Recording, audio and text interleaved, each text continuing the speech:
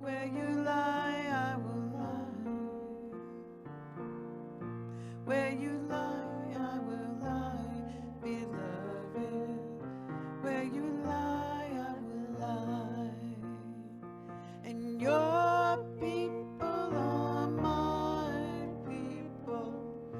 Your people are mine. People are my people. You're divine, my divine. I asked Diana to do that one because that song inspired today's talk. Where you go, I will go, and where you stay, I will stay. Your people be my people, and your God, my God. These are the words from the book of Ruth. It tells the story of two Moabite women, Orpah and Ruth. They were married to the sons of Naomi. Now, in a short time, Naomi's husband and both her sons passed away, leaving the women alone. Being widowed and alone, she planned to return to the land of Judah. She encouraged both her daughters-in-law, who were now widowed, to return to their ancestral homes and their people. Orpah chose to return home, but Ruth chooses her mother-in-law and her family. Where you go, I will go. Where you stay, I will stay. Your people will be my people, and your God, my God. Now, there are many themes and inspirations you can find in the book of Ruth: love, devotion, faith, and family. But to me, this is the story of a chosen family. Naomi in the story encourages Ruth to return to her family. She cannot give Ruth a husband or the stability that she would have with her own people. Yet Ruth chooses love over her ancestral ties. Ruth works in the fields and cares for her mother-in-law, and in the story, Ruth is rewarded by God for her hard work and devotion to Naomi with a family, a husband, and prosperity. To me, this community is a chosen family. Like so many in our community, we seek people beyond our familiar ties. People who share our values and accept us for who we are, our whole selves. Now, looking through our historical documents, we've been cleaning out the offices, I found this, which is the history of the Unitarian Universalist Fellowship of Melbourne, Florida, from 1956 to 1974.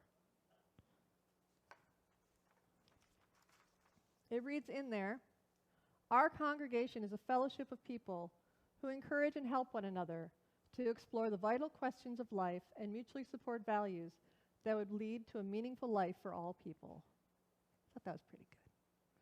Our chosen family was formed in February and March of 1956. Jim Hopper, a Unitarian from Wesleyan Hills, Massachusetts, started us at the first Unitarian meeting in Brevard County. They started in the trailer of Margaret and Cyril Newt in Canova Beach, gaining interest from those moving into the area from the newly formed space program. In the early years, they met in several places, which include members' homes, the O'Galley YMCA, Florida Tech, and the Melbourne Civic Theater. This document goes into some of the speakers and group activities shared with the early members. And I would invite people, if you want to read through it, to see some of the legacy in our community. There's so many cool kind of programs in here. It's a really fun read. We went through many ups and downs, and it also records a lot of those ups and downs in here. And we almost actually disappeared in the early 70s. But like Ruth, through our faith and devotion to one another, we found a way in this community to continue and to thrive. In 1973, through the generous pledges of our members, we began over the summer the process of building the building you see here. Actually, that building over there, that's the original building. Those were the original front doors that you're seeing in the sliding there. From the words of our members, Dr. William Mather said in October 7th meeting in 1973, "The long silence of the summer does not mean we have all been loafing. To the contrary, we can now announce the first general meeting of our fellowship. Bill Newcomb, who is our building committee chair, and Ralph Morehouse, who is our finance committee chair, finally got a roof over our heads and floors beneath our feet.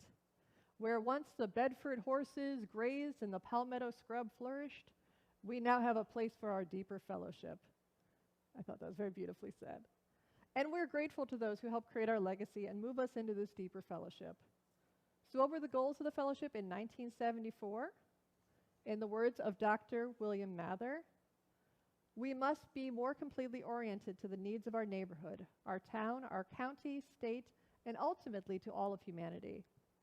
It will not be enough through the next 5 years to meet together just to enjoy each other's company or to get an emotional thrill.